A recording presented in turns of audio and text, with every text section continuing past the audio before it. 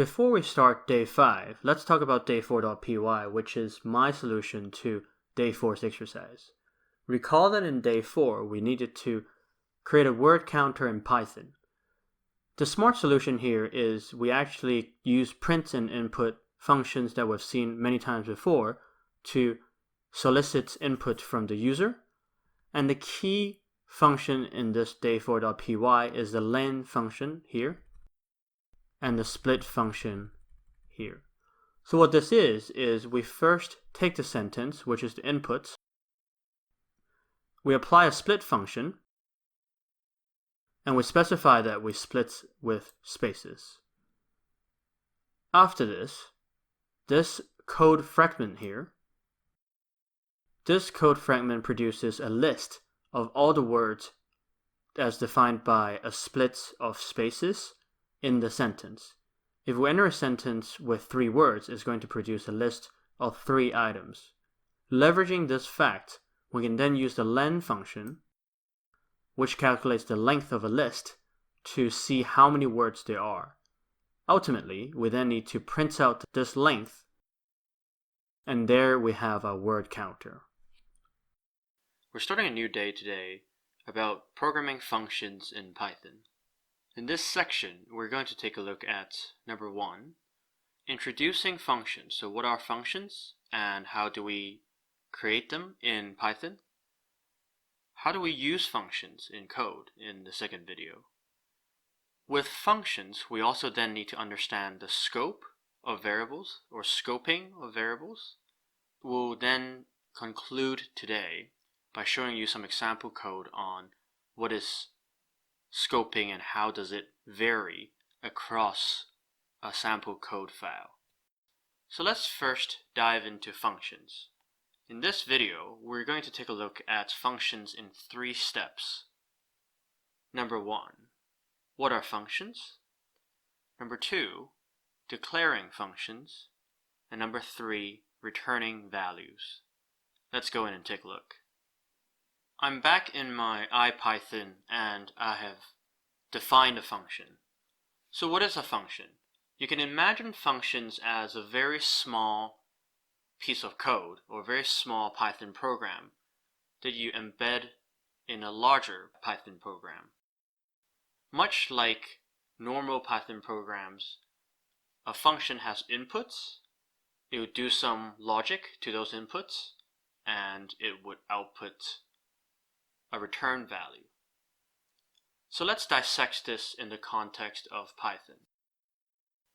To create a function in Python, we first need to create what's called a function signature. So here we're defining a function, so DEF stands for defining a function, right? We then need to give a name to our function, and we're giving a name my function to our function. So the function naming rules are the same as the variable naming rules. So you cannot have a function that starts with a punctuation, a symbol, or any non-alphanumeric character apart from the underscore. You can use underscores within the function name, and that's pretty much the only non-alphabet character you should use in the function name. We then create an open bracket to define any parameters or any information or any inputs we want to allow our users to put into this function, and we close the parameter parentheses when we have finished defining all the inputs. In this particular my function, we do not have any inputs and we simply have a function name that somebody can call, and that's it. In the second line, we create a new statement block by again indenting whatever code that you want the function to execute by 4 spaces to the right. Here it's very easy. All we're doing is returning the number 1 or the integer 1, and by returning this we show that my function would output the number 1.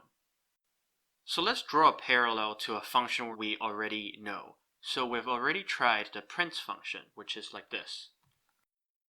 So here the print function is, well, called print, and inside the parentheses it accepts one argument, which is whatever that needs to be printed. If we were to define our own print function, then we will say def print and then thing to print, and then we'll have some code here to print thing to print into this screen, right? I can't do that because print is defined on a system-wide level and they're leveraging operational systems specific implementations of how to print things on the screen. So we can't define our own print function, but we've defined our function. So let's try to execute my function the same way that we execute print, but then because we don't have any inputs, we'll just have my function and return 1. So now let's talk about how we can give some inputs to my function. So let's define my function again, but then this time we have one input. And what I want to do is return my input plus 1. So what happened here?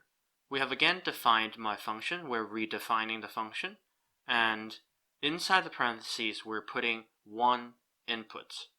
And we can then use this input inside the statement block within the function. So whatever you feed the inputs when you call the function, this value is available as the variable myInput inside the function block. So we can do this, my function 2, and return 3, because we've fed an input of 2 into my function, and because we've defined our function correctly, we automatically get the value of whatever that is fed into my function as a variable myInput. As a result, we can then use this variable and add 1 to it and piping it into our outputs by the return statement, and hence when we call my function 2, we'll get 3. So notice a few things here. If we call my function without any inputs, Python will give us a type error. It says, type error, my function missing one required positional argument myInput. So if you have defined an input, you cannot not provide that input, right? Similarly, you cannot provide more than one input because it would then throw another type error. It says my function takes one positional argument, but 2 were given. So that's also not good. Another thing to notice is my function actually has a type. So if we go type my function, without the parentheses, it would tell us that my function is a type function.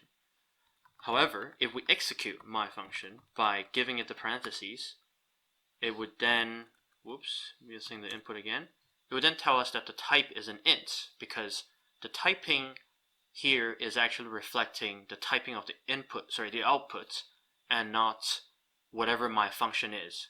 And the reason why we're typing the outputs is because when we're executing my function using the parentheses and giving it the input, Python actually executes my function, resolves this highlighted code segment into the return value, and then calling type on the return value. And that is why the type of my function 12 is an int, because my function 12 returns 13, which is an int. And that's all there is to it. So we have defined what is functions. So functions are small segments of code that are wrapped within a function header, starting with the keyword def, D-E-F.